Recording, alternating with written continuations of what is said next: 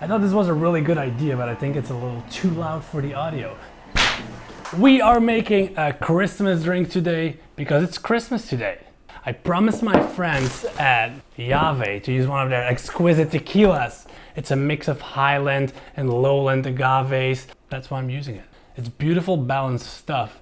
So the general rule when it comes to agaves is the following. If agaves are grown in the highlands, they endure more extreme temperature swings and conditions in general, and this makes them work harder for growth and make them sweeter. The lazy agaves in the valley, they have an easier life and they will end up making more spicy herbal tequilas. I could make an entire video about the terroir of tequilas, and maybe I will one day, who knows.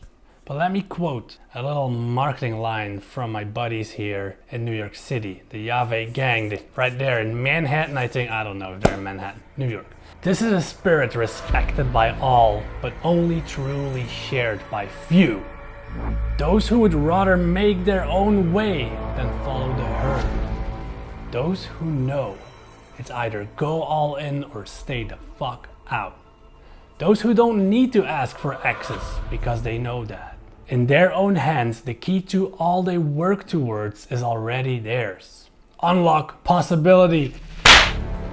This is freaking Tony Robbins of the tequilas, my friends. This is Alex Hormozy in a bottle. This is like distilled Gary V piss. That's a little too much. But you get it. Like, I'm ready to run through the freaking door. It's not hard to run through a door. I'm ready to run through a wall. Nothing screams Christmas more than dinosaur.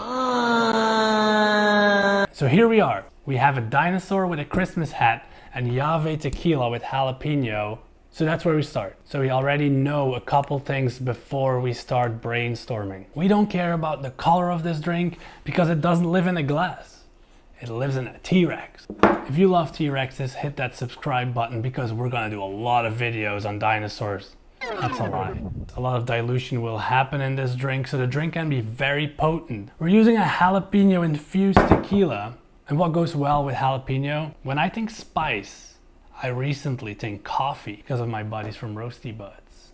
There are different possibilities to start piecing everything together. I could start from jalapeno tequila, go to margarita and do a fun riff, which is great, but I literally have a T-Rex in front of me, so I'd rather start with a background story that I could use. So when I give it to somebody, I have a nice little hook. So T-Rex, Jurassic Park, dinosaurs, dead. But not really. Are they dead? We don't know. Jurassic Park, very much alive. What else is kind of dead? Zombies. Well, zombie happens to be a very good classic tiki drink, so I want to use what I know about the zombie in this drink.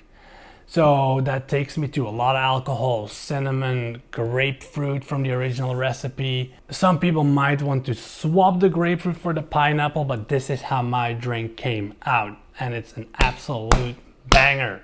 Hold up, I am on my way, I'm in motion. Let's go to the ocean. Yeah, let's go outside. We can hang out on the beach without freezing. Yeah, isn't that amazing? In Christmas times, we'll be chilling and having a good time.